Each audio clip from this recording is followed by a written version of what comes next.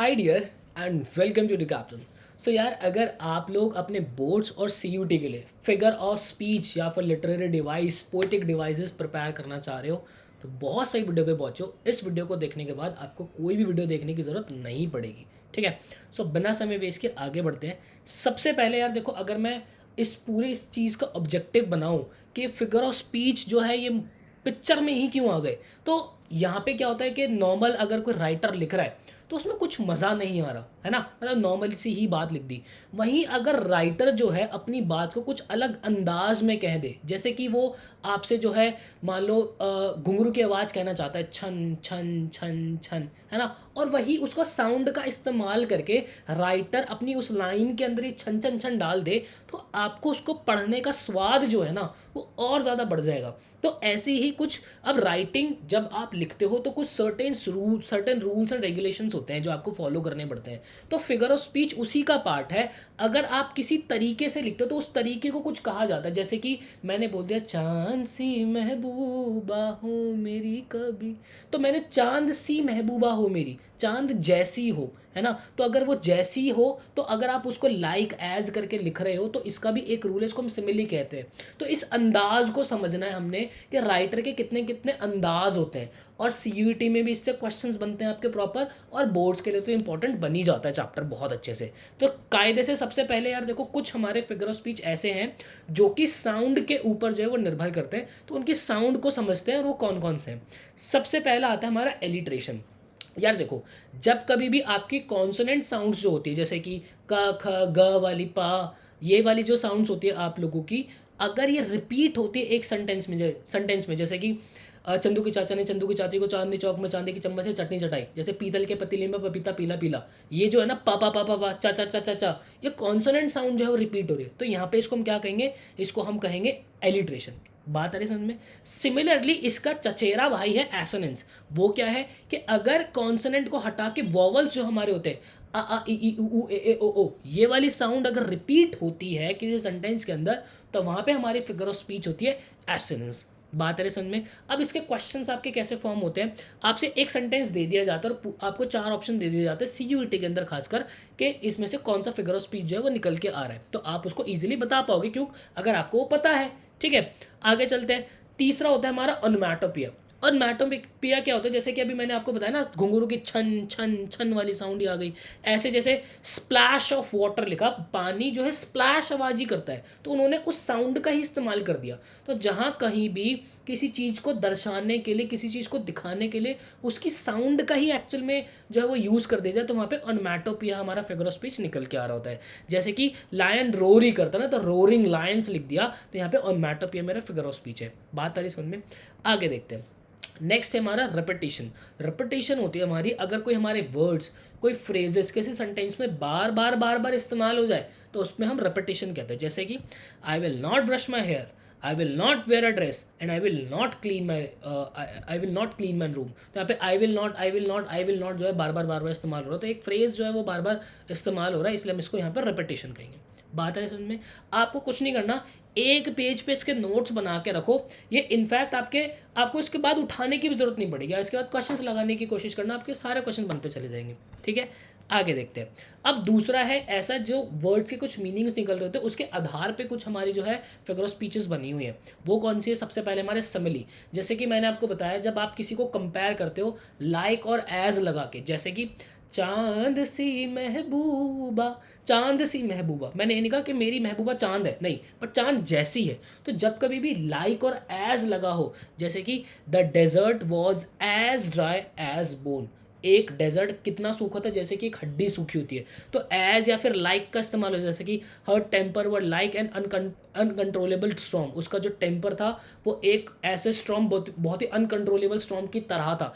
Compare किया किसके तरह से, लाइक और एज लगा है, तो यहाँ पे हमारी फिगर ऑफ स्पीच कौन सी लगेगी, हमेशा से सिमिलर लगेगी। बात ब्लड में, बात अगर इतनी ब्लड में, तो चैट के अंदर इन द ब्लड और एक हार्ट वाला इमोजी बना देना, आपका प्यार मेरे तक पहुँच जाएगा। आगे चलते हैं। नेक्स्ट है हमारा मेटाफर। अभी तो मैंने क्या कहा था, चांद सी महबूबा, ये तो सी वाली जब बात आ गई, तो लाइक और एज वाली बात आ गई तो सिमिली हो गई। अगर मैंने कह दिया कि मेरी महबूबा चांद ही है, मेरी महबूबा चांद है, मतलब कि महबूबा इज इक्वल्स टू चांद वाली बात आ गई, ए इज इक्वल्स टू बी वाली बात आ गई, तो यहाँ पे क्या हो जाएगा, मेरा मेटाफर हो जाएगा। जैसे कि हार्ट ऑफ द स्टोन, मतलब कि इसका दिल कैसा, पत्थर की तरह है। मैंने नहीं कहा कि इसका दिल पत्थर जैसा है, नहीं, इसका दिल ही पत्थर है। बोलते ना यार ये इस बंदे का दिल ही पत्थर है। तो क्या हो गया, ये हो गया कि मेटाफर कर दिया। अगर इसमें समझना, आप बच्चे सिमिलर मेटाफर में बहुत कंफ्यूज होते हैं। सिमिली के अंदर लाइक और एज इस्तेमाल होता है, यहाँ पे मेटाफर में ऐसा नहीं है। बात आ रही समझ में? आगे देखते हैं पर्सोनिफिकेशन।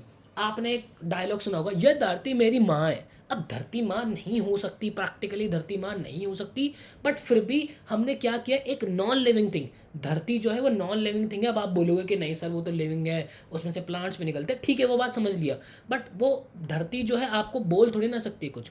बात है समझ में? वो करके दिखाती है, वो नेचुरल चीज़ें होती है, वो अलग है यार, उसको थोड़ा मेरी फीलिंग्स को समझो भाई मेरे, ठीक है? तो मतलब धरती जो है एक इंसान नहीं, एक ह्यूमन बीइंग नहीं है। तो नॉन लिविंग थिंग को जब हम एक लिविंग थिंग की तरह दर्शाते हैं, जैसे कि ये धरती मेरी माँ है, धरती माँ नहीं हो सकती प्रैक्टिकली, बट धरती मेरी माँ है, इसका मतलब नॉन लिविंग थिंग को लिविंग थिंग बता दिया। तो यहाँ पे क्या हो गया, यहाँ पे मेरा पर्सोनिफिकेशन हो गया। जैसे कि चंदा मामा, मामा नहीं हो सकते चंदा भाई प्रैक्टिकली, बट चंदा मामा बोलते हैं हम, चंदा मामा दूर के। बात आ रही समझ में? तो जब कभी भी हम नॉन लिविंग थिंग को एक लिविंग की तरह दर्शाएंगे, पोर्ट्रे करेंगे, तो वहाँ हमारी फिगर ऑफ स्पीच कौन सी निकल के आ रही होगी, पर्सोनिफिकेशन। कह दो ये वाली बात समझ में नहीं आई, ये वाली बात समझ में आ गई है तो इन द ब्लड फिर से चैट के अंदर एक हार्ट वाला इमोजी। आगे बढ़ते हैं। अब उसके बाद कुछ हमारे क्या बनते हैं, जैसे कि पैराडॉक्स। पैराडॉक्स हमारा क्या होता है, कोई दो स्टेटमेंट्स होते हैं जो कि अपने आप में कॉन्ट्राडिक्ट कर रही होती है, ठीक है? जैसे कि I know one thing, I know nothing, ठीक है? मुझे एक चीज़ पता है कि मुझे कुछ नहीं पता, ठीक है? कि जो मैं बोलता हूँ वो मैं डेफिनेटली करता हूँ, जो मैं नहीं बोलता वो मैं क्या है, जो भी डायलॉग था, जो मैं बोलता हूँ वो मैं डेफिनेटली करता हूँ, जो मैं नहीं बोलता वो मैं और भी जो भी था यार, ये डायलॉग मेरे को तो डायलॉग भी नहीं आ रहा, मतलब कि दोनों बातें कॉन्ट्राडिक्ट करेंगी कि ये कैसी बात है भाई, समझ रहे हो? तो वहाँ पे क्या होगा, हमारा पैराडॉक्स होगा। ऑक्सीमोरॉन के अंदर क्या होता है, दो वर्ड्स आपस में एडजेसेंट रखे होते हैं, एक साथ रखे होते हैं। समझना यहाँ पे पैराडॉक्स और ऑक्सीमोरॉन में क्या फर्क है। पैराडॉक्स के अंदर दो सेंटेंसेस कॉन्ट्राडिक्ट करेंगे, और ऑक्सीमोरॉन में दो वर्ड आपस में कॉन्ट्राडिक्ट करेंगे बट वो साथ रखे होंगे। जैसे कि बिटर स्वीट, अब ये बिटर स्वीट क्या है भाई, या तो बिटर होगा या तो स्वीट होगा, ठीक है? क्लियरली कंफ्यूज, अरे क्लियरली कंफ्यूज ये कैसी बात हो गई भाई, या तो क्लियर होगी चीज़ें या तो कंफ्यूज होगी चीज़ें। सीरियसली फनी, अरे भाई सीरियसली फनी, अरे यार मतलब बोलते ना, अरे यार ये बंदा सीरियसली बहुत फनी है। सीरियसली फनी कैसे हो सकता है, या तो बंदा फनी होगा या तो वो सीरियस ही होगा। बात है समझ में? तो अगर कहीं पर ऐसे वर्ड्स यूज़ हो रहे हैं तो यहाँ पे फिगर ऑफ स्पीच कौन सी यूज इस्तेमाल हो रही है हमारी, ऑक्सीमोरॉन इस्तेमाल हो रही है, ठीक है? बट ध्यान रखना ऑक्सीमोरॉन में एडजेसेंट एक साथ ही होंगे वो वर्ड, ठीक है? यूफेमिज्म, यूफेमिज्म हमारा होता है जब कभी एक बहुत ही खराब से वर्ड हो, जैसे कि मैं बोल रहा हूँ कि यार मेरी जॉब चली गई, ठीक है? तो मेरी जॉब चली गई भी सुनने में कितना खराब चल लग रहा है कि यार इसकी जॉब चली गई, लेकिन अगर मैं आपको कह रहा हूँ I am currently between jobs, मैंने सेम बात कह दी, ठीक है? कि मैं, मेरे पास अभी जॉब नहीं है, मैं जॉब ढूंढ रहा हूँ, मैंने सेम बात कह दी, बट उसकी डोज थोड़ी कम कर दी, उसको कम बुरा लग रहा है। तो जैसे कि अगर मैं बोल रहा हूँ कि यार वो मर गया, कितना गंदा लग रहा है, ही हैज़ पास्ड अवे, तो मतलब कि उसके उसके क्या बोलते हैं, उसके प्रभाव को थोड़ा कम कर देना, कुछ ऐसे वर्ड्स का इस्तेमाल कर देना कि जो जो उनके जो खराब वर्ड्स हम इस्तेमाल करें उसके प्रभाव थोड़े से कम हो जाए, बट बात हम सेम ही कन्वे करते हैं, उसमें हम यूफेमिज्म इस्तेमाल करते हैं। बात आ रही समझ में? कोई दिक्कत परेशानी जलन खुजली इसमें है तो बता दो, आई होप नहीं होगी, नहीं है तो कमेंट सेक्शन के अंदर एक बार और हार्ट बता देना, ठीक है? आगे बढ़ते हैं। अब कुछ कुछ ऐसे हमारे जो है फिगर ऑफ स्पीच होते हैं, जब हम उन लाइन को पढ़ते हैं तो हम वो इमेजिन करते हैं, तो उनको इमेजिनरी कहते हैं हम, ठीक है? कैसे कहते हैं देखते हैं। सबसे पहले हमारे विजुअली इमेजिनरी होती है, हालांकि यहाँ से डायरेक्ट क्वेश्चन आज तक नहीं बनता, बट मैं तो कंप्लीट चीज़ें कराता हूँ तो कोई दिक्कत नहीं है। जब कभी भी आप जैसे लाइन पढ़ रहे हो और लाइन पढ़ते आप इमेजिन कर रहे हो ना, तो वहाँ पे विजुअल इमेजिनरी हमारी जो है फिगर ऑफ स्पीच इस्तेमाल हो रही है। जैसा कि the shimmering sun bounced waves of light off the surface of the ocean, मतलब कि बिल्कुल सरफेस पे, ओशन के सरफेस पे पढ़ कर रिफ्लेक्ट कर रही है, ये इमेजिन कर पा रहे हैं। तो यहाँ पे क्या है, विजुअल इमेजनरी है, ठीक है?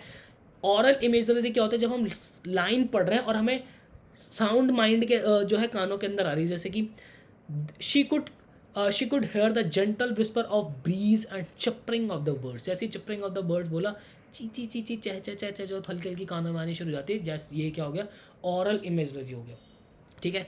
एक होता है हमारा all factory imagery. All factor होता है जब हमें स्मेल आती है चीज़ों की, जैसे कि हम कुछ भी जो है पढ़ते हैं, जैसे कि हमने बोला एक हम कुछ लाइन लिख रहे हैं कि मैंने जो है बहुत अच्छा पिज़्ज़ा बनाया, मैंने सबसे पहले डो रखा, उसमें मैंने चीज़ डाला, चीज़ डालने के बाद मैंने उसके ऊपर जो भी डाला, मतलब वेजिटेबल्स डाले, मैंने अर्न में रखा उसको, फिर अर्न में निकालने के बाद मैंने उसके ऊपर एलेपिनो डाले, ये डाला, टर्म टर्म, तो वो डालने के बाद जैसे हम उसको देख रहे हैं, हम फील कर पा रहे हैं, हमारे दिमाग में यूँ आ रहा है, अरे अरे अरे भैया क्या कर रहे हो आप, क्या कर रहे हो, तो वो वाली बात हो गई। तो जब कभी भी ऐसी हमारी सिचुएशन आती है, हम लाइन को पढ़ते हैं और हम उसको स्मेल कर पाते हैं उस चीज़ को, तो जैसे कि मिट्टी दी खुशबू, है ना, मिट्टी दी खुशबू आई, जदों अमरा बरसिया पानी मिट्टी दी खुशबू आई, ओए होए क्या एग्जाम्पल निकल गया, जदों अमरा बरसिया पानी मिट्टी दी खुशबू आई, तो मिट्टी दी खुशबू आई, ये बात सुन के ही आपको वो बारिश वाली फील नहीं आ रही कि यार हाँ आई खुशबू आई, तो वही वाली चीज़ है। तो यहाँ पे क्या ऑल फैक्ट्री इमेजरी थी हमारी, ठीक है। तो ये थे हमारे सारे फिगर ऑफ स्पीच। आपने मेरे को बहुत जो है